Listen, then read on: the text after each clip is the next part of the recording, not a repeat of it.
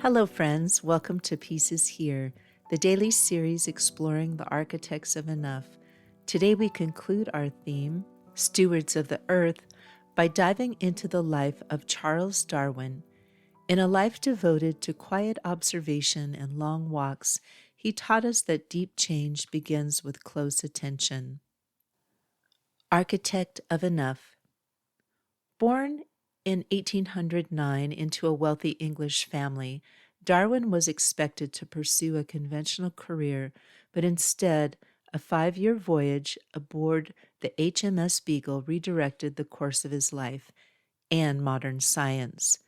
During the voyage, Darwin collected thousands of specimens, kept detailed notebooks, and began noticing patterns in the natural world.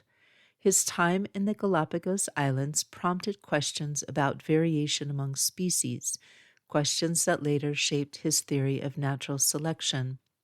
But Darwin did not rush to publish. For over 20 years after the voyage, he quietly gathered evidence, conducted experiments in his garden, and corresponded with scientists across Europe. He only agreed to co-publish his findings after learning that Alfred Russel Wallace had independently developed a similar theory.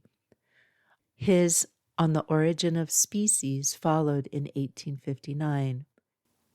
He was an abolitionist who condemned slavery, yet later work, The Descent of Man, contained hierarchies and language that reflected the deeply damaging racial biases of his time.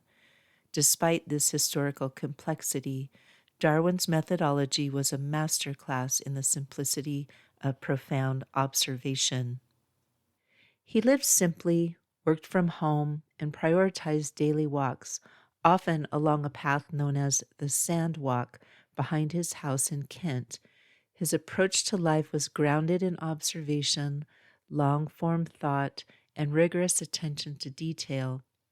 Though not known as a peace activist, Darwin's personal habits reflected humility and restraint. He quietly declined public debate, rejected cruelty to animals, and his work revealed deep interconnection of all living beings and our shared evolutionary story. If you're looking for a thoughtful resource, I recommend Darwin, A Life in Science by John Gribbin and Michael White, a clear and respectful biography that avoids sensationalism. The Enough Reflection. Take a walk before you take a stand. Charles Darwin's long walks were not just good for his health, they were part of his thinking process. Before drawing conclusions, he gave himself time to observe. If you're wrestling with a purchase, a decision, or a disagreement, try walking first. Let your body move while your thoughts settle. This reminds me of one of the tips from Peace Stuff Enough, the new companion book to One More Year. You can find it and follow the Kickstarter at avaskolfsbeck.com.